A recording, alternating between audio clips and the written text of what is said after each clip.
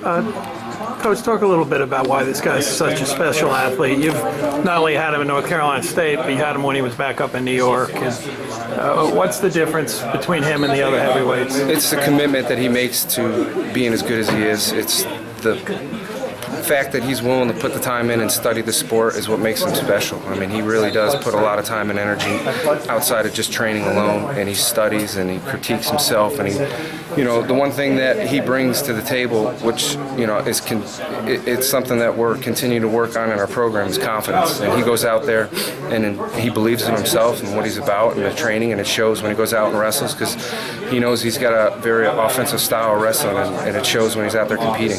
Now, you've had heavyweight champs at North Carolina State. Is he your first two-timer at heavyweight? He's the first, yeah. I mean, that's a pretty big deal considering some of the other stars that you've had at this weight class. Yeah, he's the first two-time national champ NC State's ever had, so he just made program history, which is, pretty big for our program right now. And, there's a lot of greats that have been through NC State, and especially heavyweight. Sylvester Turkay and Tab Thacker, and a couple others that have won it, but different weights. So what does he mean for the future of the team? I know you've been down there a couple of years. You've had national champions. Is he kind of like a poster boy for recruiting?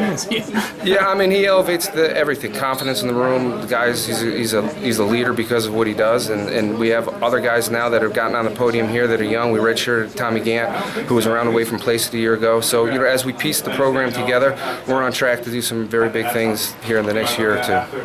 Thanks, Coach.